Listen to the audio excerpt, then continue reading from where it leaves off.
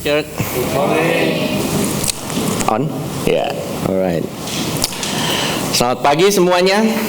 Saya melihat ada beberapa wajah-wajah baru dan mungkin yang ada yang mungkin datang juga ke konferensi National Grace Conference mungkin baru-baru ini.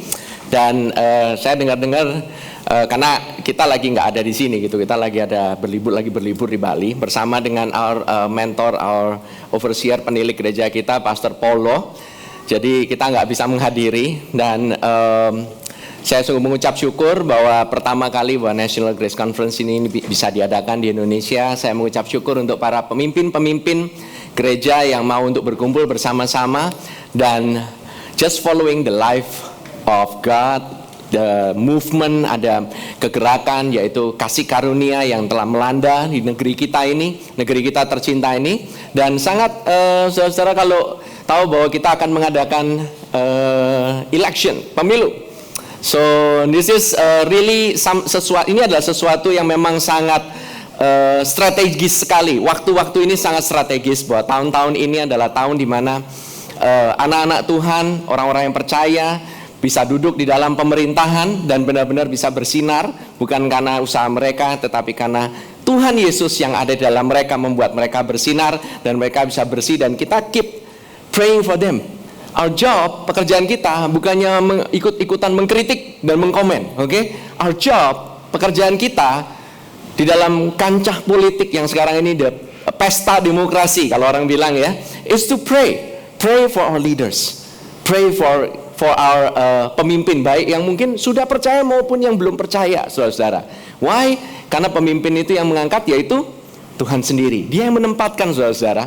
And God is still in control di Indonesia. Tuhan masih berkuasa dan Dia masih punya andil di Indonesia ini. Oke? So, and di Indonesia ini Tuhan begitu menyiapkan kita dengan lokasi yang begitu strategis. Kenapa kok enggak Singapura aja, kenapa kok nggak ke Australia aja? Indonesia ini something yang really wonderful. Tuhan udah, kalau saya melihat ya, saya sendiri merasakan bahkan atmosfer di Indonesia ini berubah. Detik kita di Jakarta sendiri kita udah merasakan perubahan, benar ya? Saya dengar kemarin bahkan ada yang bilang di beberapa komentar gitu ya, wah Pak, saya merasakan benar-benar perubahan. Begitu ada gubernur yang Jakarta Baru gitu ya, JB Jakarta Baru, itu langsung biasanya kalau misalnya ngurus KTP atau ngurus apa di kelurahan gitu bilangnya, Pak ya nanti aja lah Pak, ini bukan Bapak doang yang dikerjain gitu. Tapi kali ini Pak, ini maksimum 2 hari kok Pak gitu. Soalnya kalau lebih lama dari 2 hari nanti saya dimarahin Ahok, katanya begitu. So it's a good thing, there is change. Mungkin kita nggak ngelihat secara gamblang langsung di depan, but praise be to God, kasih karunia-Nya juga mengalir di dalam pemerintahan kita. Oke? We are in the church, kita ada di gereja ini, kita juga ada di Indonesia. It's our heart ya, our heart goes for Indonesia. Amin. So itu aja, sedikit aja ya gitu ya mengenai our condition sekarang ini yang ada di Indonesia. Dan kalau saudara-saudara ketahui bahwa di Indonesia ini begitu banyak sekali orang-orang yang sekarang ini sedang mengharapkan suatu perubahan. Amin. Padahal mereka tidak tahu bahwa banyak sekali yang belum mengetahui bahwa kasih karunia ini sudah ada di Indonesia ini sejak zaman dahulu kala. Hanya ditemukan kembali, rediscovered. Dan tadi waktu kita lagi praise and worship, saya diingatkan Tuhan ya gitu. Kalau kita merasa, wah kayaknya kok saya belum bisa berubah, kok kayaknya keadaan negara kita belum bisa berubah, wah kayaknya kok kondisi sekarang ini kok rasanya tambah kayaknya nggak menguntungkan untuk saya, kayaknya saya itu rasanya itu masih belum bisa benar-benar mengalami apa yang dinamakan the transformation from the inside, kayaknya masih belum ada gitu. Saudara-saudara, self examination atau mengintrospeksi diri sendiri itu tuh sudah terjadi begitu lama. Kita ini sudah sering sekali selalu mengintrospeksi. Kalau ada orang misalnya berbuat kesalahan gitu kan, pasti kan kita ngomong, iya dong, introspeksi diri dong, ya kan?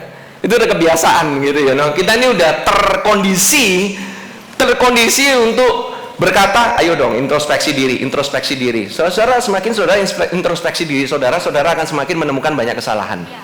Because yourself Dirimu sendiri itu sudah bankrupt, saudara-saudara. All of us are bankrupt. Kalau bukan karena kasih karunia Tuhan, kita semua ini bangkrut. Kita semua nggak ada apa-apanya. That's why waktu kita bilang kita bisa memberikan persembahan kita bisa menaikkan doa-doa kita dengan harapan untuk menyenangkan hati Tuhan, saudara tidak akan mendapatkan apa-apa. Yang saudara dapatkan hanya depresi, makin depresi, kayaknya nggak cukup untuk bisa menyenangkan hati Tuhan. Dan memang benar, saudara nggak mungkin bisa menyenangkan hati Tuhan. Siapa yang bisa menyenangkan hati Tuhan? Hanya satu orang, yaitu Tuhan Yesus. Only Jesus in you. Hanya Yesus yang ada di dalammu yang bisa menyenangkan hatinya. Yesus di dalammu yang menyebabkan kau bisa mengalami kelimpahan. Yesus yang ada di dalammu dan pekerjaannya yang telah selesai di atas kayu salib yang menyebabkan saudara bisa berubah. Jangan saudara melihat kepada perubahannya, saudara lihat kepada pribadinya, maka saudara akan berubah. Jangan saudara tunggu manifestasinya. Jangan saudara melihat terus bagaimana saya harus berubah, bagaimana saya harus berubah. Saudara lihat siapa dirimu di dalam Kristus. Dikatakan di 1 Yohanes 4 ayat 17, di ayat yang tadi Tuhan berikan waktu kita lagi worship gitu ya. Dalam hal inilah kasih Allah sempurna di dalam kita. Itu nggak ada di PowerPoint bro. Ini just spontan. Yaitu kalau kita mempunyai keberanian percaya pada hari penghakiman. Siapa di sini yang sering merasa dihakimi? Siapa yang di sini yang sering merasa tertuduh? Siapa di sini yang rasanya itu kayaknya kalau begitu nggak bisa berubah? Aduh, saya sedih. Aduh, rasanya itu discourage banget. Kok nggak berubah ya saya? Kok kebiasaan saya masih ada terus? Kok kayaknya saya masih marah-marah terus? Kok kayaknya saya ini, aduh, nggak bisa terus gitu ya? Aduh, pinginnya sih datang pagian, nggak bisa datang pagian gitu. Saudara-saudara, let us focus on Jesus Christ. Your job is to see Jesus. Perubahannya siapa yang lakukan? Dia. Karena kadang-kadang kita ini takut untuk apa? Takut untuk percaya. Pada saat kita dihakimi, kita ini merasa bahwa ya itu diri kita. Itulah kelemahan kita adalah diri kita. Karena iblis bilang bukan kamu sih, enggak, dia ngomong aku sih. Caranya dari orang pertama. Aku sih memang orangnya begini. Aku sih memang orangnya itu enggak benar sih. Aku sih memang kayak begini. Aku memang orangnya kayak begini. Aku memang orangnya malas-malasan. Aku memang enggak bisa tepat waktu. Aku memang biasanya itu orangnya itu gampang cepat marah. Aku memang orangnya cepat khawatir. That's the devil. Jangan percaya, jangan fall to the trap. Tapi saudara lihat, dikatakan kita juga karena sama seperti dia, sama seperti siapa? Yesus, kita juga ada di dalam dunia. Bukan kita ada di atas surga. Tadi dikatakan, ini sedikit ya, cerita Benjamin Generation ya. Benjamin, son, Jamin, right hand, son of the right hand. Anak yang duduk di sebelah kanan Allah Bapa siapa? Yesus. Jadi Benjamin itu melambangkan Tuhan Yesus, dan kita juga. Kitalah Benjamin Generation, karena sama seperti dia, kita juga ada di dalam dunia ini. Jadi apa kondisinya Yesus, apa statusnya Yesus, itulah statusmu. Amin. Itulah dirimu. Amin. Bukannya apa yang kau lakukan, bukannya kelemahanmu, bukanlah statusmu, bukanlah sifat-sifatmu, tetapi siapa Yesus. Itulah engkau. Amin. Tuhan Yesus ada penyakit? Engkau juga nggak ada penyakit. Amin. Tuhan Yesus punya masalah nggak? Nggak ada. Bagi dia masalah itu kecil. Udah selesai di atas kayu salib. Masalahmu gimana? It's done. 2000 tahun yang lalu di atas kayu salib. Nggak ada lagi sisanya, men. Masalahmu itu benar-benar nggak ada sama sekali. Tuhan Yesus suka marah-marah? Enggak. Kamu juga nggak suka marah-marah. Kamu bilang aku suka marah-marah gitu ya, Coba saudara bayangkan pernyataan itu. Terus kemudian saudara bilang Yesus di dalamku, ya kan, suka marah-marah. Benar gak? Pasti gak benar. Semendingan ngomongin kayak begitu. Yesus di dalammu kayak gimana? Coba cek. Yesus di dalammu penuh dengan kesembuhan. Yesus di dalammu penuh dengan kesehatan. Yesus di dalammu adalah kaya luar biasa. As yes, so are you in this world. Dalam dunia ini. Jangan saudara gampang dibohongin sama si iblis. Kan belum. Pengalamannya, buktinya, apa yang saya lihat belum terjadi. Nggak masalah ya. Saya juga masih dalam keadaan berubah terus. Tapi yang saya mau, saya melihat. Dan saudara perubahan yang sesungguhnya adalah perubahan yang saudara tidak rasakan. Orang lain justru yang melihat perubahanmu, Gak perlu saudara melihat kepada dirimu, eksaminasi atau apa, saudara cek diri saudara, cek diri saudara. Tahu nggak ya, waktu zaman dulu, waktu namanya korban persembahan nih, korban persembahan itu ada kambing dibawa kepada imam besar, dan si pembawa kambing atau domba ini tahu bahwa dia bersalah. Oke? Si imam besarnya pada saat dia memeriksa yang bawa kambing atau memeriksa kambingnya? Kenapa? Percuma kan meriksa orangnya. Udah tahu kan pasti dia datang itu karena dia bawa salah. Ngapain periksa orangnya? Orang-orangnya itu bawa kambing penghapus dosa, yang diperiksa itu kambingnya. Kambingnya adalah wakil daripada orang itu, representasi. Jadi kalau kambingnya kudus, orangnya juga kudus. Dan kambing itu, semua dosa-dosa kita ditimpakan kepadanya. Dia nggak ada salah apa-apa, tapi dia dipotong. Oke, nggak perlu eksaminasi orangnya yang bawa kambing. Udah tahu. Percuma saudara memeriksa dirimu. Saya orang berdosa, saya mau nggak begini gitu. Ya emang. Saudara masih bisa lakukan dosa nggak sampai sekarang? Tuhan Yesus tidak mati untuk perbuatan dosa-dosamu. Tuhan Yesus mati untuk dosa-dosamu. Jangan saudara dikelabui ya. Jangan saudara ditipu. That's why the Benjamin Generation, the song is very, very powerful. Itu menggambarkan siapa diri kita di hadapan Kristus. Siapa diri kita di hadapan Allah, yaitu sama seperti Kristus, demikian juga kita.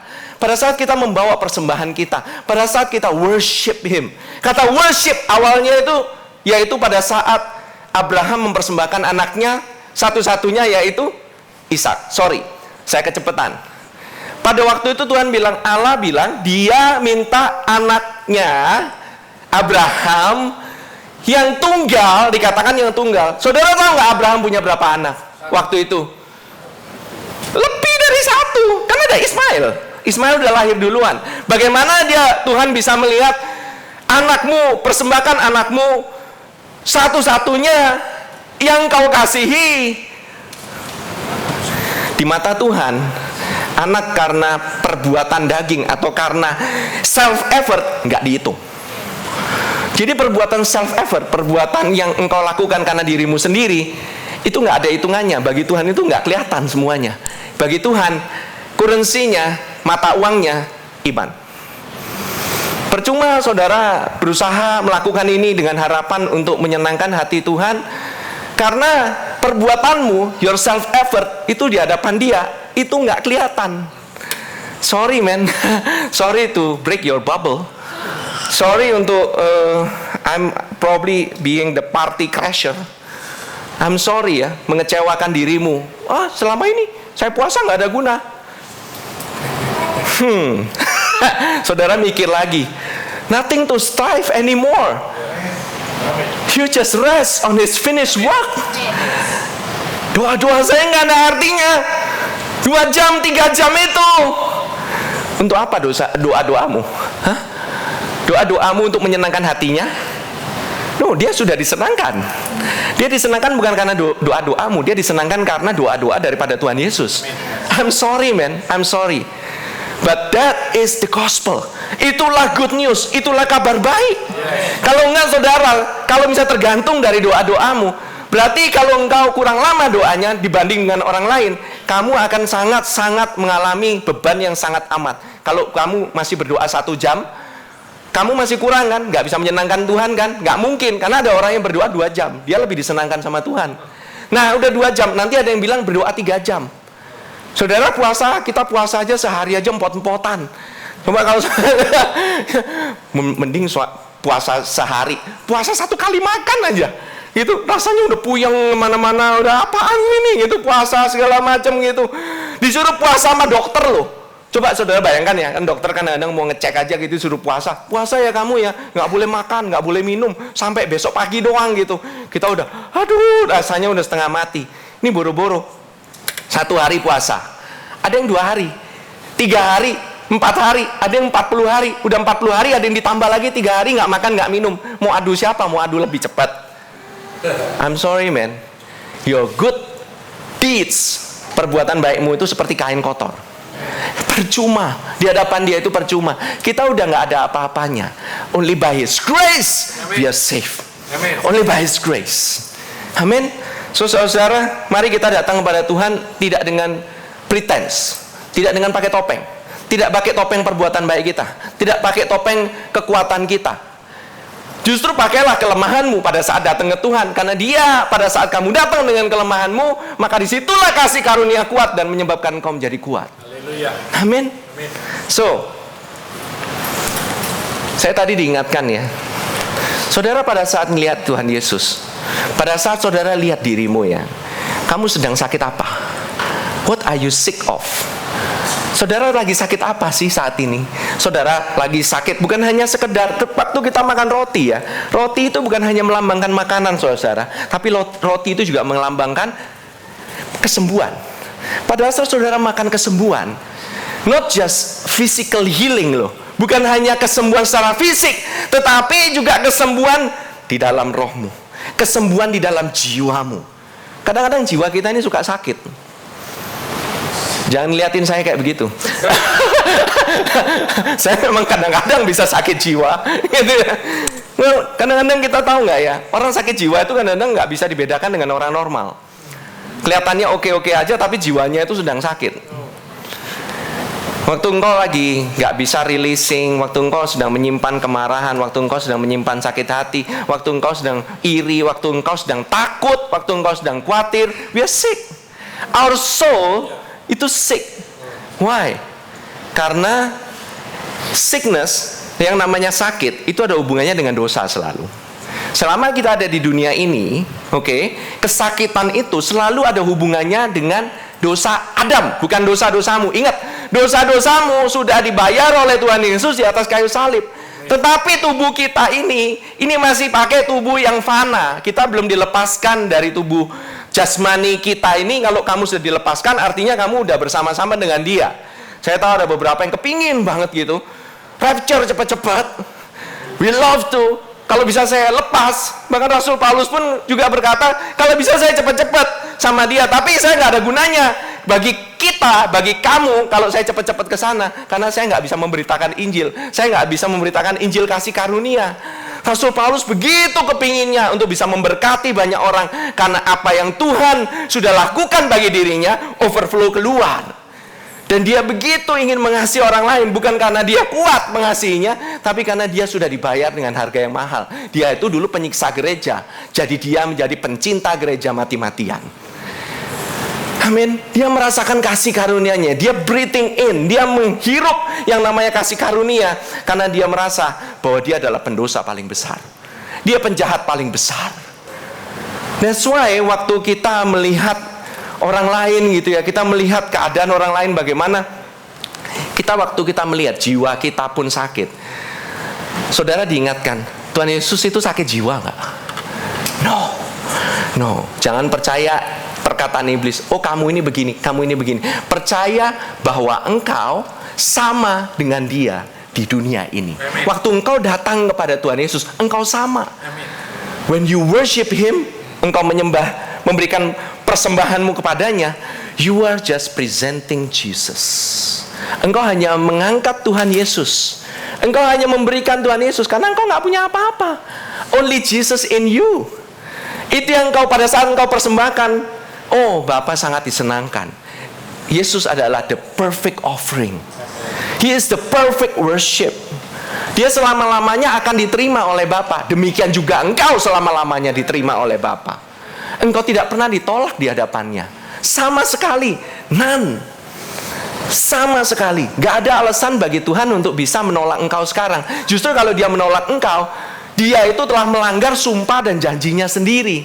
Dia itu bersumpah dalam dirinya sendiri loh. Dia gak bakalan marah lagi kepadamu. Kalau Dia sampai marah sedikit, berarti Dia melanggar sumpahnya sendiri. Amin. So, it means berarti waktu engkau memberikan persembahanmu. Dan soal lagu-lagu kita itu bukan lagu antara kita ke dia, tapi saya udah bilang sama Fedri, lagu-lagu kita itu lagunya harusnya ngarahnya dari dia kepada kita. Nanti jemaat dengan otomatis akan memberikan out of the overflow. Lirik-liriknya pun kita perhatikan. Kalau saudara perhatiin gitu lirik-liriknya ini kita pilih benar-benar. Kita nggak mau lirik-lirik itu yang kita harus melakukan sesuatu. Kita melakukan, yes, we used to gitu ya. Tetapi saat ini gitu ya, saya percaya jemaat yang ada di GBC gitu ya boleh merasakan puji-pujian dan penyembahan di mana dia menghujani kita, dia membasahi kita dengan kasih karunia-Nya. Engkau mau nggak mau, engkau pasti kepingin memuji dia. Karena begitu indahnya Tuhan Yesus sampai engkau nggak tahan untuk memuji dia. Better to do that daripada dipompa-pompa kan. Belum naik, pompa lagi. Ini semua kurang naik nih worshipnya. Waduh, capek sekali. Saya dulu merasakan capek loh jadi worship leader. Saya pernah jadi worship leader, saudara. Cuman saya nggak terus gitu, karena suara saya nggak nyampe. Saya dulu jadi worship leader about 52 times a year. Basically every week. Tiap minggu saya jadi worship leader. Dan saya merasakan gitu ya, membawa umat untuk datang kepadanya. Umat yang benar-benar harus dipersiapkan. Umatnya harus hatinya siap semuanya. Benar-benar sampai naik, benar-benar puji-pujian penyembahannya harus naik. Begitu nggak naik, saya feel condemned. I don't know why I'm preaching on this area. Tadinya ini nggak planning loh saudara. Saya nggak planning untuk preaching di daerah ini, but I'm just following nih. The Holy Spirit punya rute-rutenya, saya cuma ngikutin aja, oke? Saya cuma ngikutin gembala aja, gitu. You know that waktu kita melihat keindahannya, waktu kita melihat begitu indahnya gitu ya, kamu tuh nggak mau itu kamu pasti ngomong ya. Kalau kamu ngelihat ya, kamu melihat aja matahari yang begitu indahnya, langsung pingin foto-foto kan, ya kan? Habis foto-foto terus foto diri sendiri kan. Itu yang kita lakukan di Bali. That's what we did. Wah, always amazed looking at the sun. Karena itu adalah benar, itulah gambaran dari surya kebenaran, matahari, yaitu gambaran daripada Tuhan Yesus sendiri yang dia selalu terbit di timur, tenggelam di barat, tidak pernah gagal setiap hari. Itu pada saat engkau melihat itu, engkau melihat betapa janjinya daripada Kristus itu begitu luar biasa. Sehingga orang itu bisa terbit yang namanya lagu-lagu. Janjimu seperti fajar pagi hari. It's so true. Begitu luar biasanya lirik itu keluar karena lahir daripada luapan hati. Kita pikir kadang-kadang orang yang nyiptain lagu itu dalam keadaan senang semua. Not necessarily. Saya nggak tahu ya Freddy tadi nyiptain Benjamin Generation dalam keadaan apa. But I'm sure there's an overflow of what he felt. Apa yang dia rasakan. Kadang-kadang orang yang ciptain lagu dalam keadaan itu marah-marah mungkin bisa. It's just angry. Tapi even bahkan Daud sekalipun, dia kalau mau ada apa-apa dia curhat sama Tuhan. Ini kalau ada apa-apa, kadang-kadang kita curhat sama orang ada batasnya ya. Tapi curhat sama Tuhan, kamu sampai gimana pun dia nggak akan pernah marah, dia nggak pernah bete, dia nggak pernah bosan, dia nggak pernah merasa capek. Kamu akan selalu diterima. Mau curcol, terserah. You know, kalau kamu mau pasang statusmu coba pasang sama Tuhan gitu loh istilahnya. Jangan pasang di Facebook aja. Oke? Jangan pasang di Instagram. Just say what you want in front of God. Dia itu tempat curhat yang paling asik. Amin. Nah, pada saat engkau melihat seperti ini ya, betapa indahnya dia. Problems itu melts away. Ya kan? Saudara lihat matahari nih. Kalau saudara lihat matahari, coba saudara bayangin ya bayangkan kalau saudara sedang lagi liburan, lihat matahari terbenam atau matahari terbit. Rasanya problemmu hilang semua kan? It's like you're enjoying the moment. That's what God wants. Itu yang Tuhan mau dalam kehidupanmu. Yes, di Jakarta ini kehidupan memang cepat sekali. Even to pause aja, untuk berhenti sebentar aja, itu butuh usaha yang sangat besar. Untuk stop sebentar aja, ngerem sebentar aja, butuh usaha yang sangat besar, betul? Ya kan? A fast life, oke? Saya di sana sempat ngerasain gitu, waktu lagi naik gitu, parasailing di atas gitu ya, rasanya, saya sempat ngerasain dikit kayak rasanya gimana rapture. Lihat gitu, it's so cool gitu ya. Bahkan ada yang kepingin ngerasain rapture bener-bener sampai 2 kali harus puter, yaitu Cilik. Cilik tadi ngerasain sampai 2 kali. God favor sih, God favor gitu ya 2 kali. Gue bilang, why you want to get rapture so fast? Are you tired with your husband? Oh no. I'm sorry. Curcol. Haleluya. So, that's just intro. Are you ready to hear the word? Ini baru warming up loh saudara-saudara. I still have a lot to say. Haleluya. Oke, kita akan masuk Kejadian 26 ayat ke-12. Siapa yang tahu di sini the theme of our church? Tema daripada gereja kita tahun ini apa? God sows. Allah itu menabur. Dia yang menabur. Yesus yang menabur. Bagianmu menerima taburannya. Amin. Now, Kejadian 26 ayat 12. Bagi saudara-saudara yang mungkin yang ingin mendengarkan seri daripada khotbah God sows, is there ada di podcast. Saudara bisa download, saudara bisa unduh sendiri. Saudara bisa kita akan mengunggah dan saudara akan mengunduh. Kata-kata bahasa Indonesia yang baik dan benar ya. Itu saudara bisa mengunduhnya di www.ciptaanbaru. Itu nanti saudara nanti bisa lihat, catat sendiri. And kalau saudara bingung, saya for the sake demi para teman-teman kita yang mungkin miss, saya akan kasih sedikit aja, sekelumit aja ya. Oke? Yaitu diceritakan bahwa Ishak dia itu pada saat kelaparan, Tuhan berkata, jangan tinggalkan Gerar tetapi menetap di Gerar, yaitu di mana ada raja yang namanya Abimelek yang ada di sana, King Abi, yang ada lagunya kan, gitu loh. Abimelek. Itu kayak gitu. Well, if you don't get it, it's okay. Nanti kita jemput kembali. Nah, itu dia dilarang Tuhan untuk pergi ke Mesir, saudara. Kan namanya orang kelaparan. Kalau dalam keadaan kelaparan atau kekeringan, orang itu maunya ngabur ke negara lain. Orang itu mau cari solusi secepatnya karena mereka lagi kelaparan. Tapi Tuhan bilang stay in Gerar, menetap di Gerar. Jangan pergi ke Mesir. Mesir lambang daripada perbudakan. Mesir lambang dari dunia.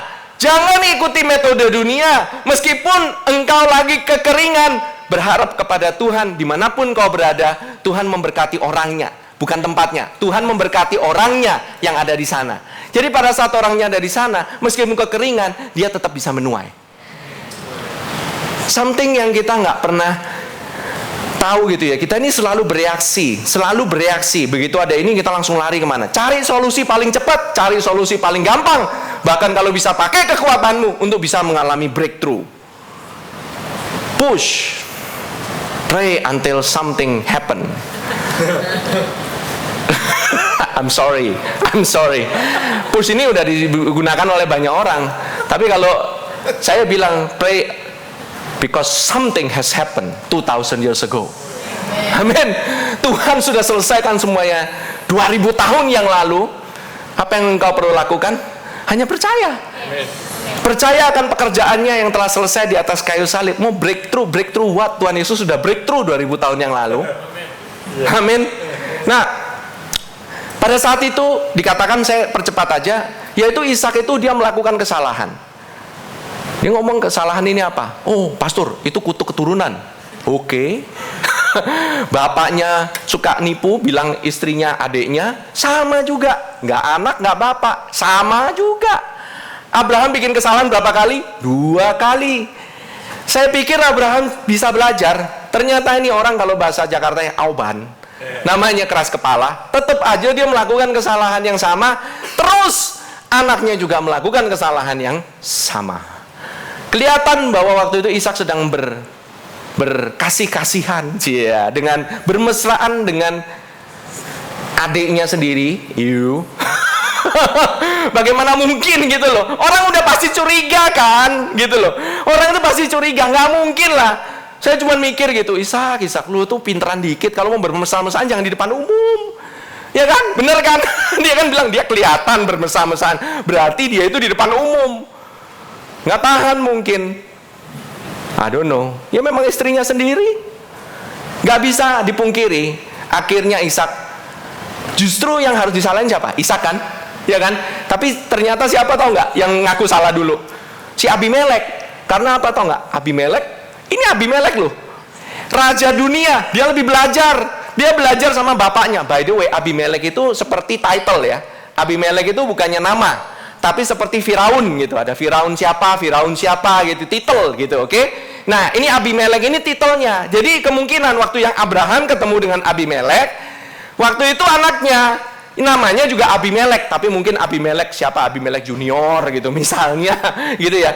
Terus kemudian pada saat ketemu dia bilang, daripada kamu bikin kita semua celaka, mendingan saya kasih peraturan kepada negara ini. Siapa yang nyentuh Ishak bakalan dimatiin sama rajanya. Wow. Siapa yang bikin salah, siapa yang dilindungi. Ini udah gak adil banget. Karena ini cerita bukan mengenai kebaikan Ishak. Ini cerita mengenai kebaikan Tuhan dalam kehidupannya Ishak. Jangan engkau melihat suatu cerita di perjanjian lama, bagaimana saya bisa meneladani kehidupan Ishak. Apa yang mau diteladani? Orang tukang tipu? Ini buat salah banyak. Coba saudara dengerin deh, mengenai Ishak. Banyak nggak yang dilakukan Ishak? Nggak banyak. Yang banyak ngelakuin siapa? Abraham. Namanya Yakub tuh lebih banyak perbuatannya. Tindak tanduknya itu lebih banyak direkam. Ishak ini cuma dikit. Apa yang dia lakukan yang signifikan? Di ayat yang ke-12. Maka menaburlah Ishak di tanah itu. Tanah yang namanya kering. Ini setelah si Abimelek ini bilang, lu keluar aja mendingan. Daripada nanti orang di negara gua mati, mendingan lu keluar. Dia bilang begitu. Kemudian dia bilang, maka menaburlah Ishak di tanah itu. Dan dalam tahun itu juga ia mendapat hasil 100 kali lipat. Nggak stop sampai di sana, saudara. Kalau kita ngelihat kayak gini, kita cuma stop hanya mikirin, Ishak menabur, Ishak menabur, Ishak menabur. Tahu nggak sih? Bukan masalah Ishak menaburnya. Yang penting itu yang di belakangnya. Sebab ia diberkati sama Tuhan. Tuhan memberkati bahkan orang yang tidak dipandang baik secara moral. Ini menyebabkan orang-orang yang berbuat baik merasa panas. Gak adil Tuhan, harusnya yang salah itu harus dihukum. Tetapi Tuhan justru memberkati orang yang bersalah. Why? This is the grace of God. Karena perjanjian. Because of the promise. Karena covenant daripada Tuhan, ikatan perjanjiannya dengan Abraham. Bahkan orang yang mengutuk keluarganya Abraham dan keturunannya akan dikutuk. Orang yang diberkati akan diberkati. Tidak sekalipun Tuhan bilang, apabila engkau bersalah, maka kamu juga akan jatuh ke dalam kutuk. Gak ada sekalipun. Perjanjiannya adalah perjanjian covenant of grace kepada Abraham dan keturunannya. Amin. Karena tidak ada bagian daripada Abraham. Jadi sebenarnya siapa yang membayar kesalahan Abraham? Yesus. Kok Tuhan Yesus ada zaman dulu, kan dia belum mati di atas kayu salib.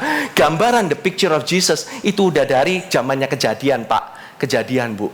Bukannya pada saat dia hanya disalib, tetapi setiap gambaran, setiap domba-domba yang mati karena dipersembahkan, setiap darah yang tercurah, itu adalah gambaran daripada Tuhan Yesus yang menghapuskan dosa manusia. Amin. Jadi dosanya Abraham itu ditutupi dan Tuhan udah keluarkan janji. Amin. Karena itulah anaknya juga sama, diberkati, tidak bisa dikutukin sama sekali. Wow, this is good news for you. Karena kalau engkau masih merasa bahwa saya ini kan masih bisa kena kan kesalahan bapak ditimpakan ke saya. Tahu nggak bahwa kutuk keturunan telah dibayar 2000 tahun yang lalu di atas kayu salib? Tuhan Yesus telah membayar kutuk hukum Taurat, setiap kutuk hukum Taurat. Tapi pastor, saya kan masih bisa berbuat kesalahan di masa depan.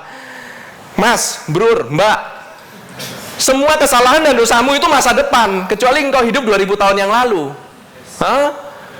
Coba berpikir sejenak. Ya, kalau ke gereja kita bawa otak kita.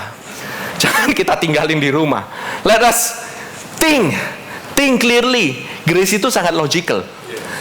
Very logical. Kalau kita pikirin, enggak bro, ini that's the mindset of the world. Amin. Grace itu sangat logical. Bagaimana ya? Untuk para pemikir nih ya, bayangin ya. Allah itu maha adil, betul? Dia itu just. Tetapi Allah itu juga memberikan keadilan kepada kita atau membenarkan kita. Dia itu maha adil, tapi dialah yang juga membenarkan. Itulah Allah kita. Dia itu nggak bisa dibilang, dia itu kalau Allah, kita punya sense akan fair atau nggak fair, itu tuh sangat bias. Sangat sekali itu tergantung pendapat kita. Menurut saya ini nggak fair. Menurut saya ini perlakuan kayak gini kepada saya nggak fair. Siapa yang bilang? Kalau Tuhan bilang fair semua, matilah kita semua. Nggak ada yang bisa hidup. Kamu mau fairnya menurut siapa? Kan menurut dirimu sendiri, fair apa enggak? Ya kan? Tapi Allah itu selalu maha fair. Dia itu maha adil. He is almighty. He is all over just. Maha adil. Tetapi He is also the justifier. Orang yang membenarkan kita. Di mana bisa ketemunya orang yang maha adil dan orang yang membenarkan? Yaitu di atas kayu salib. Di atas kayu salib, keadilannya dan kebenarannya, pembenarannya jadi satu di sana. Orang yang bilang kamu bersalah, tapi saya yang bayar kesalahanmu, itu cuma terjadi sekali, yaitu di atas kayu salib. Kau nggak akan pernah temukan di mana lain-lainnya. Amin. Now, saudara, Ishak diberkati oleh Tuhan. Yes, dia menabur. It's just an act of faith. Dia tahu dia nggak bisa kemana-mana. Daripada dia pergi-pergi ke Mesir menabur di sana, dia menabur di tanah yang kering. Kelihatannya lagi krisis, dia nabur malah. Amin. Kadang-kadang keuanganmu lagi krisis, engkau nabur. Tuhan ingin kita menabur di tempat di mana kita ingin mendapatkan hasil. Sekali lagi saya katakan, Tuhan ingin kita menabur di tempat di mana kita ingin mendapatkan hasil. Areanya, saudara ingin menabur, menuai. Tuhan ingin kita menabur di mana kita, di area di mana kita ingin menuai atau mendapatkan hasilnya. Jadi kalau engkau ingin mendapatkan hasil di dalam bidang keuangan, saudara menabur dalam keuangan, tithing and offering. Amin. Kalau engkau saudara ingin punya banyak waktu, saudara menabur waktu. Saudara ingin kesembuhan gitu ya, don't worry, doain orang untuk kesembuhan, saudara nggak rugi kok. Amin. Cuman kita berasa, gue kan belum disembuhin, kan gue masih ada sakit penyakit, ngapain mesti doain orang lain yang sakit? You sow in that. Saudara ingin mendapatkan waktu untuk bisa makan firman Tuhan, saudara menabur di dalam perenungan firman Tuhan, saudara akan dikenyangkan. Saudara ingin lebih banyak dapat energinya supaya saudara bisa mengerjakan banyak hal, saudara menabur energimu dalam the field di mana engkau merasa ini kayak gini nih nggak ada gunanya. Pada saat saudara menabur, Tuhan itu nggak mau diutangin. Dia akan membayar bahkan lebih daripada apa yang dapat engkau pikirkan maupun doakan. Ini saya kasih kesaksian aja. One of our congregation, saya udah minta izin untuk bisa memberitahukan kesaksiannya. Salah seorang jemaat kita, pada saat waktu God's Beloved Church pertama kali ini berdiri, pada waktu itu kita mengadakan Miracle Seed. Benar? Kita mengadakan namanya Miracle Seed Sunday, yaitu pada saat hari Minggu kita menabur benih.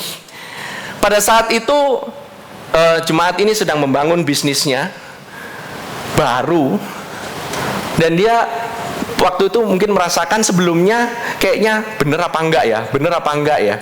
Biasanya gitu ya, dalam satu gereja kalau udah ngomongin masalah duit, ini masalah yang sangat sensitif, betul? Ini masalah yang kayaknya nggak pantas banget. Ketahuilah saudara, kita hanya mengadakan Miracle Seed Sunday 2 kali. Minggu pertama waktu itu kita hanya memberitahu, minggu kedua waktu itu kita melakukannya.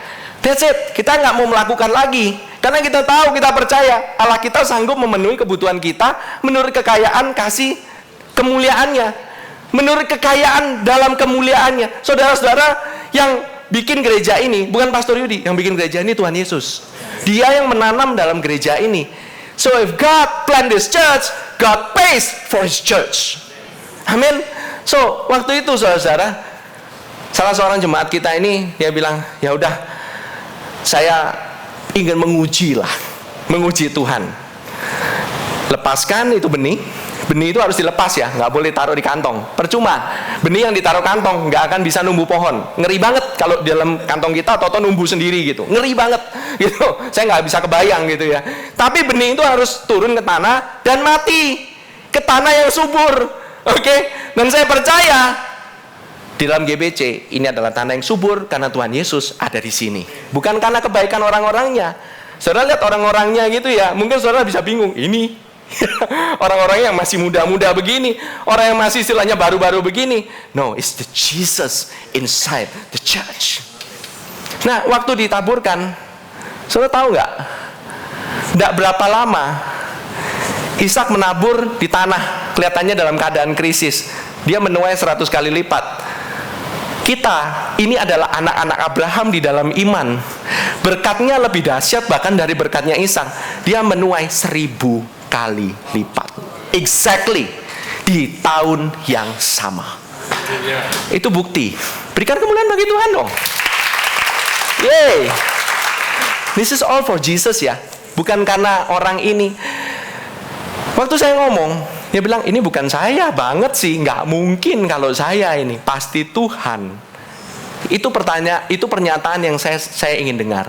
Karena apa? Berarti benar-benar bukan karena usaha kita. It's because God bless. Tuhan yang memberkati, Dia yang menanam. Amin. Nah, kita terusin ya. Ingat bahwa Ishak itu tipologi dari apa? Kristus. Ya kan? Dia itu tipologi daripada Kristus. Karena apa? Waktu Tuhan bilang kepada Abraham, persembahkanlah anakmu. Padahal Abraham punya 2 anak, Ishak dan Ismail. Anakmu satu-satunya, itu udah bingung kan? Kedua, yang dikasihi, saudara langsung ingat ayat berapa? Yohanes 3 ayat 16. Yaitu, karena begitu besar kasih Allah akan dunia ini, sehingga Ia memberikan. He so loved the world that He gave His only begotten Son. Emang benar, karena Abraham dia mempersembahkan anak satu-satunya, maka Allah mempunyai hak untuk mempersembahkan anaknya satu-satunya, yaitu Tuhan Yesus. Amin. Nah, dikatakan Ishak itu lahir bukan karena, kenapa tahu nggak? Ishak itu adalah tipologi dari Kristus. Karena Ishak itu lahir dari siapa? Abraham dan dari Sarah. Abraham melambangkan apa? Bapak orang yang beriman, melambangkan iman. Dan Sarah melambangkan grace, kasih karunia dan iman. 2 hal ini nggak bisa dipecahkan. Satu nggak bisa dengan yang lainnya dipisah-pisahkan. Kasih karunia dan iman jadi satu, lahirnya anak perjanjian. Dan kita juga, karena kita di dalam Kristus, maka kita ini juga adalah menjadi lambang daripada Ishak itu sendiri. Amin. Now, bukan karena self effort. Yang self effort siapa? Ismail. Nih ya saudara-saudara ya, kita baca ya. Saya akan mundur sedikit gitu. Galatia 4 ayat 21 sampai 26. For the sake untuk saudara-saudara yang masih baru tempat ini, saya akan go through lagi, oke? Kita semua adalah keturunan Abraham. Dikatakan, katakanlah kepadaku, hai kamu yang mau hidup di bawah hukum Taurat, tidakkah kamu mendengarkan hukum Taurat? Bukankah ada tertulis bahwa Abraham mempunyai 2 anak, seorang dari perempuan yang menjadi hambanya dan seorang dari perempuan yang merdeka. Siapa perempuan yang merdeka?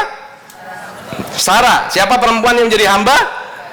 Hagar. Hagar melambangkan dari hukum Taurat. Jadi kalau hukum Taurat kita akan ngomongin hamba. Hamba Tuhan. Hamba, budaknya Tuhan. Kita ini anak, tapi kita melakukan pekerjaan hamba. Tapi statusmu tetap anak, cuman kamu melakukan tugas seorang hamba. Amin. You are still the son. You are not the slave. You are not the slave of God. You are slave of righteousness. You are the prisoner of hope. Tapi engkau bukanlah seorang, statusmu bukanlah hamba. Statusmu adalah anak. You are God's beloved son and daughters. Amin. Now, dikatakan, katakanlah kepadaku, tetapi anak dari perempuan yang menjadi hambanya itu diperanakan menurut daging. Daging di sini berbicara mengenai self effort, kekuatan diri sendiri. Kalau saudara lihat daging itu jangan lihat daging seonggok daging gitu. No, it's not. It's about self effort. Flesh itu ngomong apa yang di luar.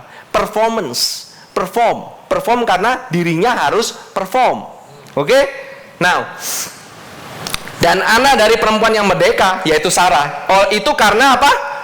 Janji. It's because of promise.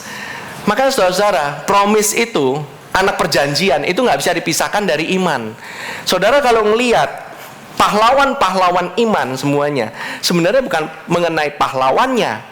Semua orang-orang yang ada di perjanjian lama itu diberikan bukan untuk saudara lihat dan contoh. Oke? Yes, ada sebagian bisa dilihat, tetapi kebanyakan semuanya bukanlah mengenai apa yang harus kita contoh dari Ishak, apa yang harus kita contoh dari Daud, apa yang kita harus contoh. No, itu adalah kisah mengenai Tuhan Yesus. Semuanya kisah mengenai Tuhan Yesus. Tuhan Yesus yang memberikan kasih karunia kepada orang-orang ini. Karena dibilang iman adalah kasih karunia, hubungannya dengan kasih karunia, betul? Siapa yang mengawali iman? Who is the author and finisher of our faith? Jesus. Jadi basically, saya bisa ganti iman dengan Tuhan Yesus kan? Karena iman, dia melakukan ini. Karena iman, Nuh melakukan ini. Karena iman, melakukan ini. Saudara tahu nggak itu ada di side-nya daripada hukum waktu zamannya hukum Taurat? Kalau itu adalah gambaran dari kasih karunia Tuhan, berarti iman saya ganti dengan Tuhan Yesus. Karena Yesus, Abraham melakukan ini. Karena Yesus, Nuh melakukan ini. Karena Yesus, Daud melakukan ini. Karena Yesus, baru ketemu kan? Now you know why mereka bisa melakukan hal-hal yang luar biasa. Bukan karena mereka, karena Yesus. Amin. So there's nothing to learn dari karakter dan apa yang mereka perbuat. Bisa kita lihat dari kesalahan-kesalahannya, tetapi saudara lebih daripada itu, saudara melihat Yesus yang bekerja dalam kehidupan mereka. Amin. Now, saya teruskan. Ini adalah suatu kiasan. Ingat ya, tipologi. Kita pada saat melihat perjanjian lama, itu kita melihat suatu kiasan. Sebab kedua perempuan itu adalah dua ketentuan Allah. Yang satu berasal dari Gunung Sinai. Nah, kalau saudara ingat Gunung Sinai, ingatnya apa? 10 perintah Allah kan. Saudara nggak mungkin salah. Anak-anak sekolah minggu pun pasti nggak mungkin salah. Makanya di sekolah minggu kita tidak akan diajarkan bagaimana pembahasan 10 perintah Allah. Itu dari Gunung Sinai. I'm sorry.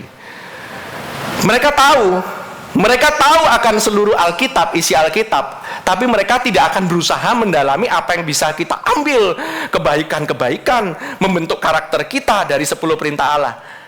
10 perintah Allah hanya membawa kamu kepada kematianmu. Karena apa? Pada saat 10 perintah Allah itu disebutkan satu persatu, semua daripada kita nggak ada satupun yang lolos.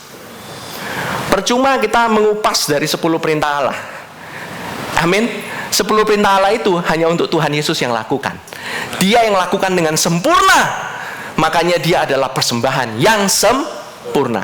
Dia adalah penyelesaian daripada seluruh kepenuhan. Dia telah memenuhi seluruh hukum Taurat itu. Saudara nggak usah lagi. Amin. Pada saat saudara melakukan kasih, saudara membagi-bagikan kepada orang miskin, itu di luar daripada hukum 10 hukum itu. Bahkan saudara bisa melakukan lebih daripada 10 perintah Allah. You do much more. Amin. Now, dikatakan dan melahirkan anak-anak Gunung Sinai dan melahirkan anak-anak perhambaan, itulah Hagar. Hagar itu artinya suka kabur. Nggak percaya. Benar, saudara bisa cek. Hagar itu artinya flight, suka terbang, suka ngabur. Emang dia kan kabur 2 kali. Suka kabur 2 kali. Amin. Now, jadi saudara-saudara, pada saat kita berada di dalam lingkup daripada kasih karunia ini, di dalam gereja, di dalam rumah, saudara jangan kabur-kaburan. Kalau kabur-kaburan, there's a spirit di mana kita ini merasa bahwa kita harus melakukan sesuatu untuk Tuhan. Saya nggak layak untuk ini, saya nggak layak untuk itu. Dan saudara merasa bahwa Tuhan nggak usah deh ngelihat saya deh. I think that's the spirit of hypocrisy. And God hates hypocrisy. Tuhan benci akan kemunafikan kita. Amin. Tahu nggak?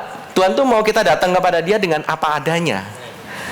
Hagar, dia ini merasa bahwa dia ini lebih jago daripada nyonyanya. Ketahuilah bahwa kasih karunia itu tetap adalah kepalanya daripada hukum Taurat. Amin. It's always the principle. Grace itu selalu di atasnya, selalu lebih dahulu daripada manapun juga.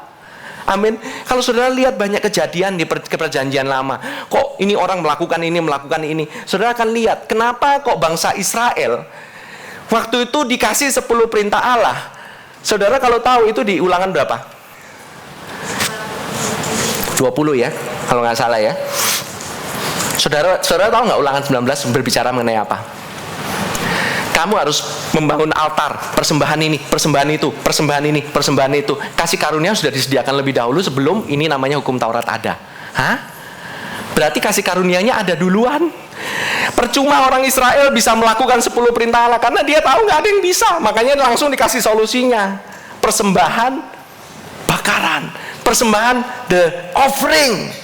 Amin. Now, dikatakan di sini Hagar ialah gunung Sinai di tanah Arab dan ia sama dengan Yerusalem yang sekarang yang bisa kita lihat. Karena ia hidup dalam perhambaan dengan anak-anaknya. Tetapi Yerusalem surgawi adalah perempuan yang merdeka. Dialah ibu kita. Our mother is Sarah, our mother is Grace. Suka apa kamu, suka nggak suka, kamu yang telah menerima Tuhan Yesus, ibumu adalah Sarah. Ibumu bukan ibu perhambaan. Ibumu adalah orang perempuan yang merdeka. Sebab itu kamu adalah orang yang merdeka. Jangan ada satu orang pun mengenakan kuk perhambaan dalam kehidupanmu. You are free. Kalau orang benar-benar free, artinya dia bebas. Bebasnya apa? Bebas untuk berbuat yang benar maupun bebas untuk berbuat yang salah. Engkau bebas untuk jatuh, engkau bebas untuk berbuat yang benar. Karena pada saat engkau jatuh di dalam tanah kasih karunia, engkau tetap dikuduskan. Bukan masalah masuk surga doang, bro. Ini bukan masalah keselamatan doang. Keselamatan itu dari awal sampai akhir. Kehidupan kita itu nggak ditentukan cuma awal doang. Kehidupanmu itu belum selesai. He is the Alpha. Bukan stop sampai di sana, saudara. He is the Omega. I'm getting ahead of myself. Saya ini udah agak kecepatan nih ke belakang. Bahwa kehidupanmu itu dari awal kalau Tuhan Yesus yang memulai. Siapa yang kira-kira bisa menyelesaikan sampai engkau ke garis finish? Jesus. Jangan engkau kira dirimu. Tuhan Yesus yang menyebabkan engkau selesai sampai Omega. Amin. This is good news for you. This is good news for me. Amin. Now, saya terusin ya. Nah, beda dengan Ismail yang lahir dari Hagar, dia adalah lambang perbudakan. Lahirnya karena self effort dari Abraham. Nah, di mana ada kekeringan, setelah diusir ya, setelah waktu kita lagi kering gitu ya, jangan kita cepat-cepat kabur ke Mesir. Ikuti metode dunia. Begitu keadaan krisis, cepat-cepat nih, ambil KTA. Banyak orang kasih ready kredit. Pinjam sana, pinjam sini. Cara dunia ya. Gali lubang, tutup lubang. You know, God can bless you even more abundantly, you know. Saya udah buktikan. Percaya apa enggak, saya kalau akhir bulan, kadang-kadang kalau memang lagi seret-seret. Ada yang berasa, oh boro-boro pastor akhir bulan, tengah bulan juga ada seret. Saudara, ketahuilah. Saudara bertahan di dalam Tuhan lebih baik daripada bertahan di dalam dunia. Saudara gali lubang tutup lubang, solusimu dunia, engkau coba dengan self effort, engkau akan maintain harus dengan self effort. Kalau engkau dengan kekuatanmu sendiri memulai, engkau harus maintenance atau apa maintenance itu, memeliharanya juga dengan kekuatanmu. Kalau Tuhan yang memulai, siapa yang memelihara? Tuhan juga. Kalau dibilang dia memelihara engkau, dia tidak akan membiarkan engkau kelaparan, dia tidak akan membiarkan engkau kekurangan. Artinya dia menjadi pemenuh kebutuhanmu. Artinya dia yang menyebabkan engkau bahkan sampai akhir bulan, meskipun deg-degan, meskipun rasanya enggak tahan, tapi Tuhan tidak pernah mempermalukan anaknya. Jangan takut saudara. To trust Him, yes, memang bikin deg-degan. Always bikin deg-degan. Istilah saya, serem-serem, sedap. Jadi kalau saudara nanti bilang, ini serem-serem sedap nih. Emang benar. Tapi kenapa tahu nggak? This is what makes grace of God so beautiful. Ini yang menyebabkan kasih karunia-Nya begitu indah, begitu berlimpah. Amin. God wants you to be dependent. Tuhan tidak ingin engkau menjadi independent. Dia ingin engkau menjadi tergantung, tapi bukan kepada dirimu sendiri, tetapi hanya kepada Yesus. Amin. Nah, saya nggak tahu nih, saya bisa selesai apa enggak. I hope I can. Saudara, kita pun Kalau saudara bisa menabur, oh ikut-ikutan Ishak dong menabur. No, kita menabur karena kita ini sudah diberkati. Bukan kita menabur supaya diberkati. No, kita menabur karena Tuhan sudah sediakan benih. Artinya, pada saat kita menabur, kita percaya akan janjinya. Janji daripada Tuhan kepada Abraham berlaku juga untuk saudara. Karena saudara percaya kepada Tuhan Yesus. Hanya syaratnya itu. Persyaratannya nggak perlu saudara, untuk menabur saudara perlu benar-benar gitu ya, menguduskan diri saudara dulu gitu. Enggak. Saudara hanya cukup percaya kepada pemberi janji. Amin. Kalau dia janjikan, kalau engkau tabur, engkau akan menuai, bahkan di tempat krisis sekalipun, maka engkau akan mendapatkan hasilnya. Amin. Saudara nggak usah takut, karena bukan kepada siapa, di mana saudara menabur, tetapi siapa yang menabur dulu kepada saudara. Itu yang lebih penting. Siapa yang memberikan hasil itu kepada saudara? It's not you. Amin. Nah, saudara dibilang dia menabur di Gerar. Tahu nggak Gerar itu lambang apa? Gerar itu seperti suatu daerah. Itu daerah itu banyak yang namanya lembahnya. Amin. Gerar itu sendiri artinya memamah biak. Di situ tuh diam orang-orang Filistin. Kalau sekarang orang Filistin tuh dibilang orang Palestina. Oke? Kan kita melihat orang Israel, orang Palestina. Filistin itu orang Palestina. Mereka ini nomaden juga, sama dengan orang Israel. Tipenya nomaden, di mana mereka bertempat, di situ mereka klaim. Oke, kalau saya lihat gini itu mirip banget kayak Jakarta gitu, Bantaran, Waduk Pluit gitu. Sampai di mana ngendon di situ akhirnya jadi milik kayak gitu kan. Itu yang terjadi saudara. But that is what happened. Dan mereka ini kebetulan diam di namanya Gerar. Gerar artinya memamah biak. Kalau dalam konteks kita artinya ini meditasi. Kita merenungkan firman Tuhan. Yang kita perlu renungkan bukannya gimana caranya dapat makanan lagi ya. Next, gimana cara dapat makanan? Kamu hanya perlu ikuti gembala agungmu. Kemana gembala agungmu berjalan, di situ engkau pasti dapat makanan. Pada saat engkau melihat Tuhan Yesus di dalam firman Tuhan, engkau pasti dapat makanan. Amin. Nah, saya teruskan ya. Kejadian 26 ayat yang ke-13. Dan orang itu menjadi apa? Kaya. Very rich. Banyak orang bilang, pastor, jangan ngomong kaya-kaya kayak begitu. Ini orang kayaknya materialistis banget. Puji syukur kepada Tuhan bahwa Alkitab dia menjelaskan sampai sejelas-jelasnya. Dia nggak menjelaskan ini adalah kekayaan. Oh, Ishak mendapatkan kekayaan rohani. Kekayaan rohani, bro, mas, mbak. Orang dunia nggak bisa lihat. Harus kekayaan fisikal. Harus benar-benar kaya sampai orang dunia bisa melihat. Dan kekayaannya bukan karena Ishak, karena Ishak itu nggak ada apa-apanya. Nggak dibilang Ishak jago bertani, Ishak itu jago menanam ini, dia itu jago bisnis sebenarnya. Nggak pernah bilang Ishak itu dulu sebenarnya keturunan orang Hokian sebenarnya. Nggak dibilang kayak begitu. Nggak ada kayak gitu. Dia hanya bilang Ishak itu cuman dia itu mengembara, bapaknya kemana disuruh kemana gitu loh. Ya kan? Dia nggak punya ilmu, saya nggak lihat gitu. Dia cuma bilang dia menabur dan dia menuai 100 kali lipat. Dan orang itu menjadi kaya. Kemudian bahkan kian lama kian kaya.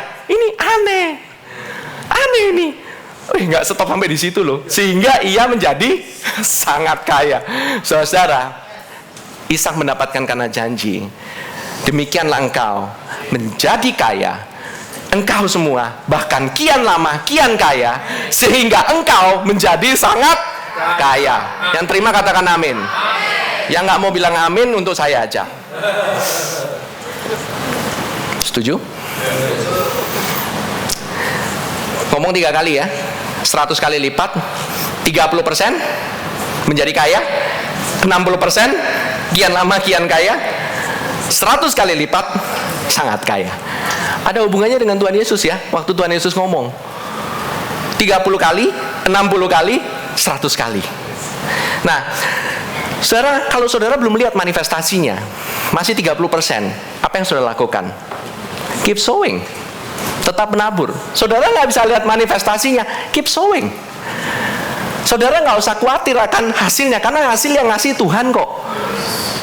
Kalau saudara tungguin gitu, saudara kayak petani, Habis nabur di siang hari, malam juga saudara ngeronda di sono. Saya nggak pernah ngelihat petani itu ngerondain itu namanya sawah malam-malam. Dia kayaknya udah habis kerja capek seharian, dia tidur deh. Toto besok dia kerjakan lagi gitu ya. Toto udah ada hasilnya, ya kan? Gak ada namanya petani itu nungguin itu di depan tanamannya gitu. Kapan numbuh nih? Kapan numbuh? Saudara sedang menabur. Saudara menabur kasih. Saudara menabur firman kepada saudara-saudaramu.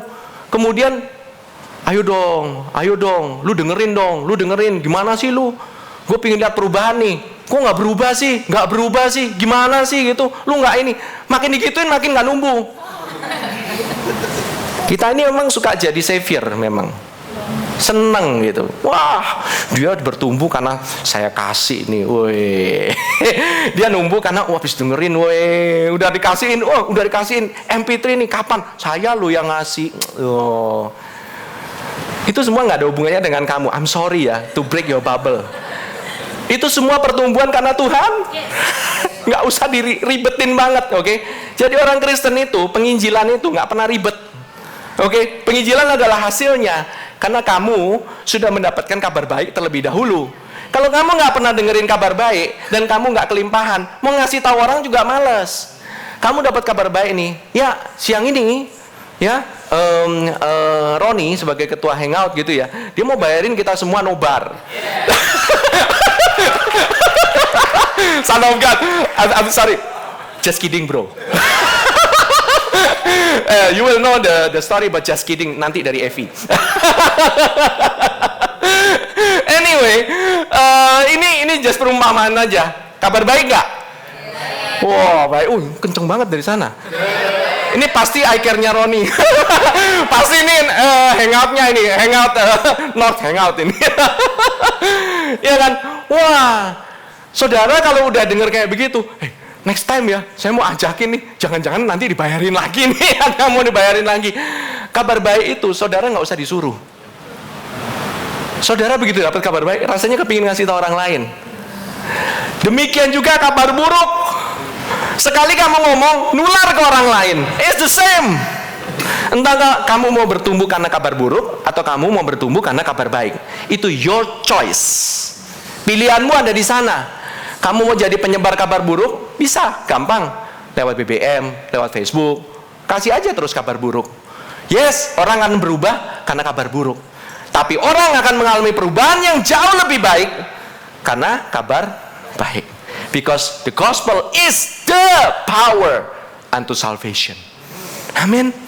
Now, Tuhan Yesus itu dia miskin di atas kayu salib. Dia matinya miskin loh, supaya kita bisa menjadi kaya. Puji Tuhan, dibilang di Alkitab itu kok ya bisa ya dimention bahwa dia itu miskin. Dan miskinnya itu benar-benar kelihatan miskin karena nggak punya apa-apa. Bukan miskin rohani. Tuhan Yesus miskin rohani di atas kayu salib. Enggak, dibilang benar miskin, titik. Miskin supaya kita menjadi kaya. Demikian juga di sini. Kejadian 26 ayat 14 dikatakan ia mempunyai kumpulan kambing domba dan lembu sapi serta banyak anak buah, sehingga orang Filistin itu cemburu kepadanya. Sampai kalau ada orang Filistin, orang dunia bisa cemburu kepadanya, artinya kekayaannya itu real. Saudara bisa ngiri sama orang, wah ini men udah dapat dari bisnis ini, dapat Ferrari lah, dapat ini. Kita aja bisa ngiri-ngiri. Apalagi orang dunia yang kehidupannya cuma dihitung dari ini punya banyak duit, yang ini lebih banyak duit, yang ini bisnis lebih jago, yang itu bisnis lebih jago. Mereka lebih cepat mendeteksinya dan mereka itu nggak pura-pura. Mereka bilang, oh, you emang lebih jago sih begini. Oh, memang begitu. Di saat itulah engkau bisa bersinar. Karena memang apalagi kalau engkau memang nggak punya keahlian apa-apa, tahu-tahu diberkati sama Tuhan. Now you can say, this is the grace of God in your life. Amin. Percuma kalau saudara bisa boasting. Oh iya, saya sih sebenarnya pengen ngeluarin buku nih. Pertama karena saya benar-benar mikirin sih ini. Saya berpikir jauh ke depan. Saya ini purpose driven banget. Waduh. Piah. Udah berhasil, sok jago. Mau bikin buku terus kemudian bikin langkah. Oh my God. It's all because of God. Not because of God. Not because of God. Kemarin kita bilang, oh my God, ada God di sana. Oh God, oh God. Bukan Kogart ya. Di sini ada our leaders namanya God. Setiap kali kita manggil-manggil dia gitu ya, Tapi beneran loh. Kadang-kadang orang kok bisa aja gitu ya. Udah tahu bahwa kesuksesannya itu benar-benar karena Tuhan. Yet abis itu nulis buku lagi gitu. Terus bikinnya langka lagi. Bikin orang lain tuh cepat kesandung-sandung. Karena yang melakukan langka itu juga kita juga. Tau-tau nggak sama lagi hasilnya. Yaitu istilahnya pinter-pinternya dia lah bikin buku. Ya kan? Jadi tambah sukses kan? Karena kita yang bego juga beli bukunya. I'm sorry ya. I'm sorry. Kejadian 26 ayat 14. Ya kan? Dia itu punya banyak kambing, domba, lembu, sapi, serta banyak anak buah. Many servants loh. Oke, punya servants? Yes. Membantu engkau? Yes. Supaya engkau bisa melakukan banyak hal? Yes. It's a sign. Oke? Those who can listen will listen, oke? Ya, tapi saya percaya kalau saudara-saudara diberkati, itu akan kelihatan. Orang lain itu, orang dunia akan tahu. Wah, ini ya. Kenapa ya dia bisa kayak gini? Kayaknya biasa aja presentasinya. Why? Amin.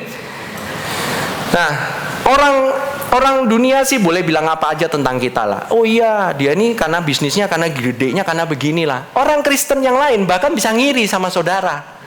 Wah, dia nih pasti nih dia bisnisnya karena pakai metode ini. Wah, bisnisnya ini di belakang pasti main sama ini. Saudara tahu kalau saudara bukan, saudara nggak melakukan hal itu, saudara nggak usah pusing kan? Biarlah namanya anjing tetap nyalak. Itu yang namanya bulan. Itu kerjaannya cuman bersinar.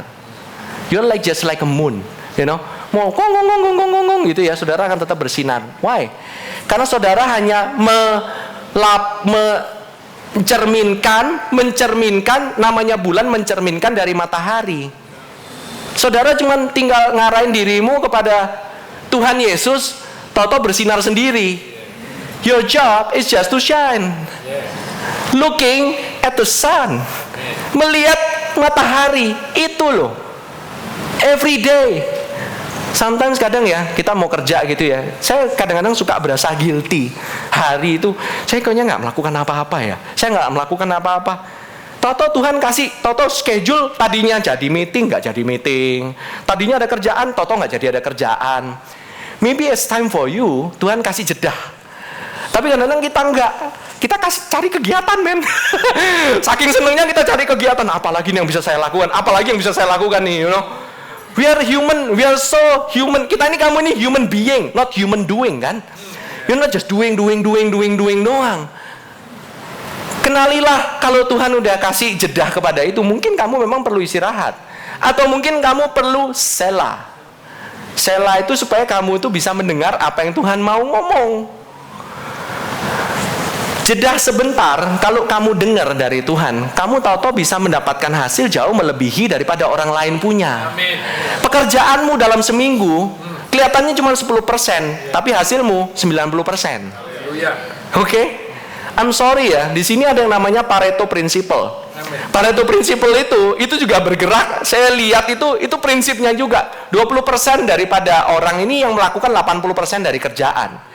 20% dari orang yang menabur kontribusi kepada 80% daripada apa yang ada. I'm sorry, but saya percaya orang yang ada di tempat ini adalah part of the 20%. Haleluya. You guys are the chosen one. Orang yang mau duduk diam, mendengarkan Tuhan, kayaknya nggak ngapa-ngapain. But Monday comes, man, you just shine. Bosmu tahu-tahu bilang, saya kasih kamu handle proyek ini ya. Kamu kasih tahu handle proyek itu ya. Minggu cuma nungguin, tahu-tahu nungguin mendengarkan suara daripada Tuhan. Minggu kita nggak berusaha mencari lagi orderan baru, orderan ini. I'm amazed loh, Nabur dapat 1000 kali lipat. Man, that's just blew my mind. That's the signature of God's goodness. Itu nggak bisa dideny, man. Nggak bisa dideny. Amin. Now, Sekarang saya teruskan dikit lagi ya. If not, I will make a series. Oke? Kejadian 26 ayat 15 sampai 16. Ini saya akan tutup. Segala sumur yang digali dalam zaman Abraham ayahnya oleh hamba-hamba ayahnya itu telah ditutup oleh orang Filistin dan ditimbun dengan tanah. Lalu kata Abimelek kepada Ishak, pergilah dari tengah-tengah kami, sebab engkau telah menjadi jauh lebih berkuasa daripada kami. Kenapa sumurnya ditutup? Why the well has to be closed? Terus habis itu ditimbun lagi sama tanah. Tahu nggak kalau menggali? Tahu saudara cara menggali sumur? Di sini ada yang punya sumur di rumahnya? Yang beberapa yang di daerah utara kayaknya sekali digali air asin, mungkinan pakai pump. Oke? Nah, yang di daerah selatan semuanya rata-rata gali sumur. Saya ngelihat kalau gali sumur itu berantakan. Yang dikeluarin itu dirt, tanah semua yang dikeluarin. Kalau di sini sekarang punya alat. Zaman dulu mau gali sumur, zaman dulu nggak ada pompa Shimizu, nggak ada pompa namanya ground force, nggak ada. Yang ada itu mereka gali itu satu persatu dinaikin ke atas, satu persatu dinaikin atas. Namanya dibikin saluran air sampai ketemu yang namanya air di bawah tanah. Kalau lagi musim kemarau, airnya dalam banget. Tapi air itu tetap ada nggak? Tetap ada. Begitu dia nyampe ke air itu, ada airnya, udah air itu akan ngalir sampai sungainya di bawah itu kering. Ya kan? Kalau musim hujan, lebih gampang. Begitu ngedrill dikit ketemu. Ya kan? Nah, ngedrill kan orang bilang ngebor gitu. Percaya apa enggak? Sumur itu, asli katanya itu well itu dari kata BR, bukan GR, BR, BR, BEER, itu bahasa Hebrew-nya. Asal katanya dari kata bor, artinya pit, ngedrill. Coincidence? Sama dengan bahasa Belanda, sama dengan bahasa Indonesia, yes, ngebor. Jangan mikirin yang dangdut, ngebor, please. Ngebor, bener. Tapi memang sumur itu kan harus dibor, ya kan? Harus digali, dikeluarin tanahnya. Kalau ini mau nutup, gampang, tanahnya balikin aja, that's it. Itu sumur zaman dulu. Kalau tidak ada sungai, sumur itu adalah sumber daripada kehidupan. Nggak ada sumur, nggak ada air, nggak mungkin bisa memberikan makanan, memberikan minuman kepada ternak. Ternaknya mati. Nggak bisa mengairi tanaman kalau nggak ada hujan. Amin. Tapi sumur dan lubang yang kering, yang digali-gali nggak ketemu, dari atas kelihatannya sama. Amin. Nah, di sini Ishak, dia itu sumur yang digali dari zaman Abraham. Nah, ini loh. Masalahnya gini, orang Filistin di zamannya Abimelek, di zamannya Abraham, itu pernah membuat suatu perjanjian dengan Abraham. Nah, perjanjiannya itu adalah supaya keturunannya itu nggak perang, nggak diapa-apain. Itu di Kejadian 21, saudara bisa baca sendiri. Oke, saya akan kasih sedikit ya. Jadi Kejadian 21, mereka itu paling bikin sumpah. Gara-garanya, waktu zamannya Abraham, sumurnya dirampas sama orangnya Abimelek. Ini kejadian lagi. Karena saking takutnya Abimelek sama Ishak, dibilang Abimelek itu sangat ketakutan loh. Dia itu ketakutan karena apa tau nggak? Ishak itu lebih berkuasa. Bahasa aslinya, dia itu lebih kaya. Lebih banyak orangnya. Wow. Orang yang netep di sana sama orang yang datang nabur lebih kaya. Ini udah nggak bisa lagi ditipu dengan mata, sama sekali nggak bisa. Benar-benar kelihatan banget, gamblang banget. Orangnya di negeri sana kere, yang baru datang kaya banget. Ngeri kan nanti diambil. Jadi sumurnya ditutup. Padahal dulu itu mereka telah membuat suatu perjanjian dengan Abraham. Pokoknya perjanjiannya itu di satu kota yang namanya Beersheba atau Beersheba. Disitulah tempat rumahnya si Abraham. Dia itu bikin pohon di sana, menandakan, dan dia itu membuat suatu perjanjian. Perjanjiannya diberikan 7 anak domba betina. Itu melambangkan 7 angka yang sempurna. Anak domba betina itu melambangkan Yesus.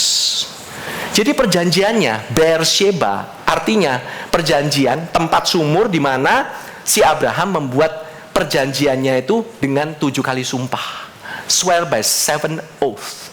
Ditandain dengan, nah kalau orang udah mau bikin perjanjian, mereka bikin namanya surat perjanjian. Nah surat perjanjiannya ini dimeteraikan dengan yang namanya 7 anak domba ini. Sudah ada perjanjian sumpah-sumpahan, yet masih diambil. Can you imagine? Ishak ngapain setelah diambil? Harusnya dia bertahan kan. Ini Ishak ini rupanya anaknya itu anak yang gak suka perang. He is a peacemaker. Saudara mungkin kalau di dalam perusahaan, di dalam waktu engkau bekerja, engkau sering diperlakukan gak adil sama orang yang lain, sering disodok sama kompetitor, sering dijatoin gitu ya, Saudara haknya diambil, sering dijelek-jelekin sama kolega-kolega Anda, sering dikata-katain, sering dibikin gosipin, sering dikianatin. Itu sama dengan saudara lagi dirampas kepemilikanmu. Tapi ingat, Tuhan itu maha adil. Dia nggak akan membiarkan orang-orangnya itu dijolimi. I'm sorry ya. Dia tahu pembalasan itu benar haknya Tuhan. It's not ours. Sometimes kita nggak rela. Yes. Sometimes ada hak yang kita bisa pertahankan. Tapi kalau pada saat kamu mempertahankan, kamu tahu ini tidak menghasilkan kehidupan. Yang ada hanya perpecahan dan akhirnya kamu gontok-gontokan. Dan akhirnya kamu malah menimbulkan konflik. Sometimes Tuhan bilang, ngalah sebentar. Jagoan menangnya belakangan.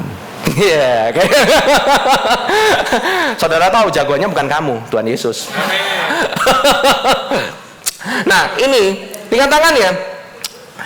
Jadi Tuhan ini udah Abimelek udah bersumpah, tapi dia ini melanggar janjinya sendiri karena si Abimelek anaknya dikasih tahu nih sama bapaknya. Lu inget ya, nanti kalau ada anaknya itu namanya Ishak datang ke tempat lu, man, that's a troublemaker. Ini orang bakalan tahu-tahu bisa jadi kaya, lebih kuat gitu daripada kamu. Lu perhatiin, anaknya dengerin. Udah kaya diusir, si Ishak dia minggir dari Gerar. Tapi Gerar ada bagian luarnya. Nah, di luarnya itu dia bikin sumur. Sumur itu sebenarnya lambang daripada kebenaran dari firman Tuhan sendiri. That's the source of life.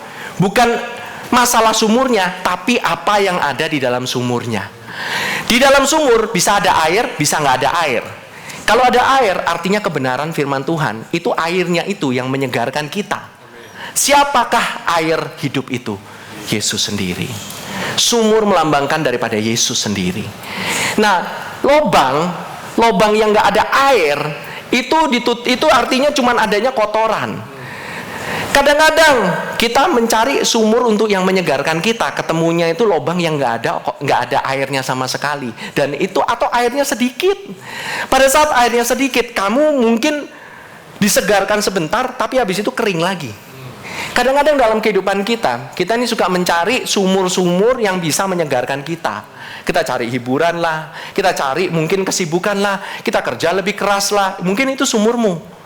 Tapi selama sumur itu bukan Tuhan Yesus dan engkau ada di sumur yang salah, sebentaran kamu bisa keisi, habis itu kamu kering lagi.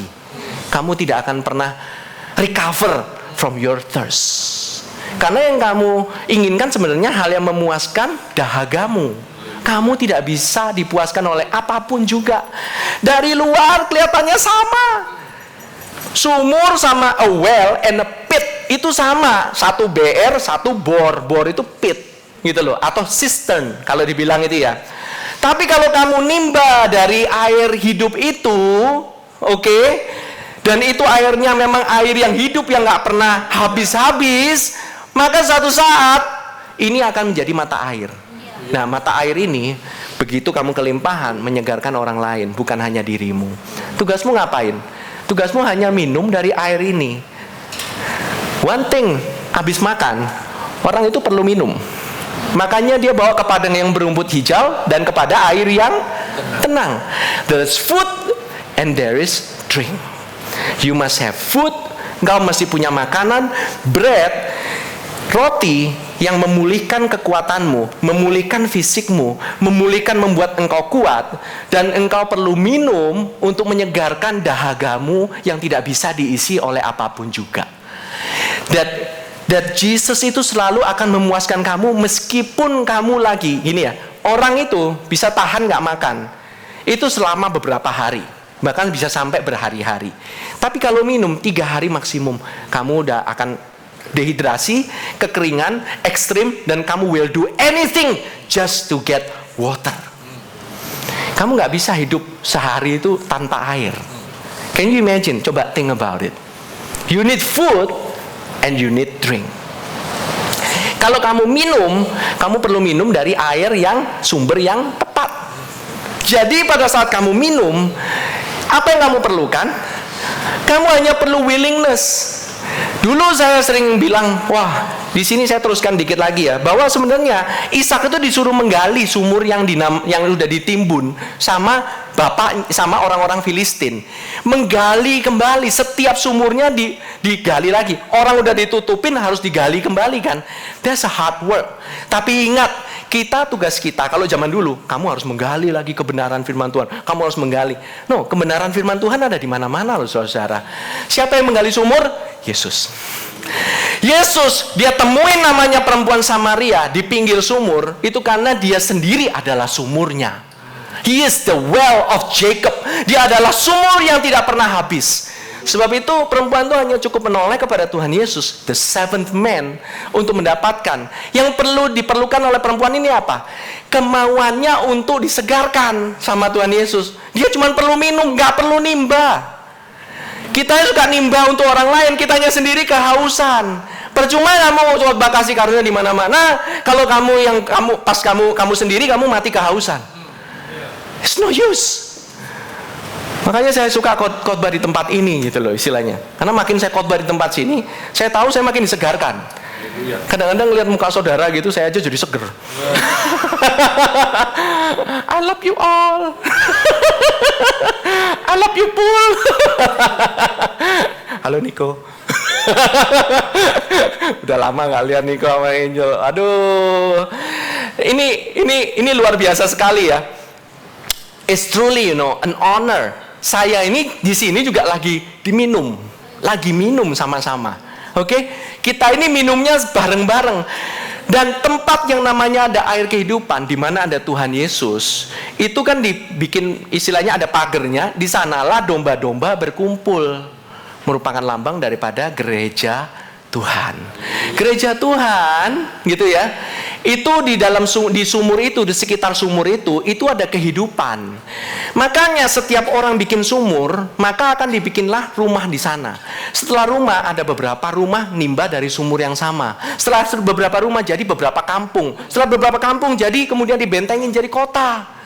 Kota ini kuat kalau ada sumurnya. Sumurnya mati, kota ini mati.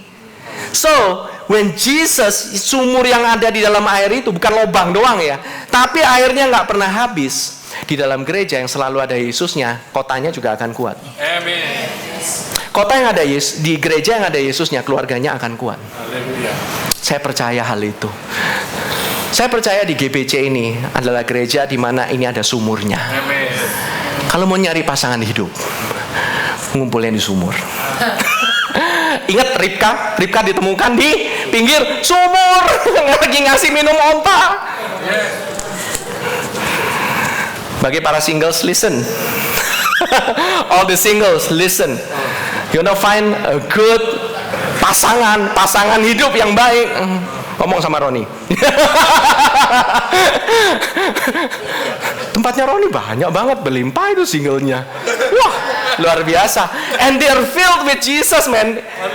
Kalau dibilang ini daerah basah, yes, ini daerah basah. Ini tempat yang basah banget, banyak airnya, lawannya banyak debu. Debu makanannya iblis. Hey, kamu bisa kekeringan, men, kalau makannya itu debu terus. Artinya di dalam sumur itu tidak ada kebenaran firman Tuhan.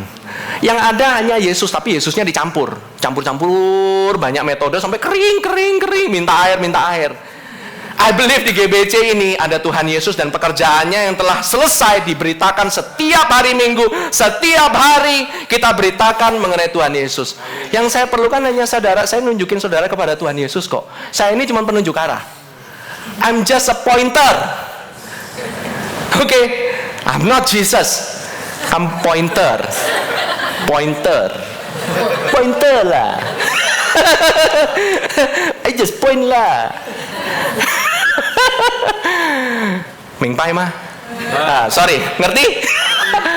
Comprende? Thank you Lord Jesus. Udah jam 12, mari kita tutup dalam doa. Terima kasih Tuhan Yesus, kami mengucap syukur untuk hari ini. Begitu kami bisa minum ya Tuhan daripada air yang menyegarkan itu. Kami tahu ya Tuhan, kami gak ada apa-apanya, tapi Engkau yang menyegarkan kami. Penuh dengan kesegaran, penuh dengan makanan, penuh dengan minuman. Engkau tidak ingin kami menjadi haus. Engkau tidak ingin kami mencari air di tempat yang tidak jelas. Engkau mau domba-dombamu minum dari air yang menyegarkan, yang menyehatkan, memulihkan kekuatan kami. Biarlah pada hari Minggu ini, biarlah pada hari ini, setiap daripada kami semua boleh disegarkan kembali, boleh being refreshed. Sebelum kami bisa refreshing others, we must be refreshed. Terus saudara yang sedang mencari air itu, saudara belum mengenal siapa Tuhan Yesus sebagai Tuhan dan Juru Selamat pribadi. Saudara ingin minum daripada air yang menyegarkan itu pada hari ini. Engkau mau mengambil suatu keputusan, Tuhan segarkan jiwaku, aku mau menerima Engkau. Dan pada saat aku menerimamu, maka ada aliran-aliran air hidup, mata air yang berbual-bual, yang melimpah-limpah akan keluar dari dirimu. Apabila engkau mengambil keputusan itu, aku ingin menerima engkau sebagai Tuhan dan Juru Selamat untuk pertama kalinya, yang dinamakan lahir baru. Kau boleh angkat tanganmu saat ini, aku mau berdoa kepadamu. Terima kasih Tuhan Yesus, pada hari ini, apabila ada saudara-saudara kami yang hari ini ingin menerima engkau sebagai Tuhan dan Juru Selamat, biarlah engkau boleh ikuti doaku. Terima kasih Tuhan Yesus, begitu luar biasanya engkau, begitu indahnya engkau. Aku melihatmu di atas kayu salib, mati untuk dosa-dosaku, mati untuk kesalahanku. Setiap pelanggaranku ditimpakan ke dalam tubuhmu Tuhan Yesus. Dan Tuhan, murkamu habis dalam tubuhnya Tuhan Yesus. Aku ditebus, kesalahanku dibayar, lunas, sekali untuk selama-lamanya. Aku diterima menjadi anakmu. Aku diterima menjadi anak kesayanganmu. Aku adalah keturunan Ishak. Aku adalah keturunan Abraham. Aku dilayakkan menerima janjimu. Terima kasih Tuhan Yesus untuk pengorbananmu. Terima kasih Tuhan Yesus, Engkau mati, bangkit, dan naik bagiku. Aku menerima Engkau sebagai Tuhan dan Juru Selamat pada hari ini. Aku dibebaskan, aku dibenarkan, dan aku dijadikan anak. Menerima kasih-Mu setiap hari. Terima kasih Tuhan Yesus. Haleluya. Amin. Apabila engkau pada hari ini, tadi saya rasakan mungkin ada beberapa di antara saudara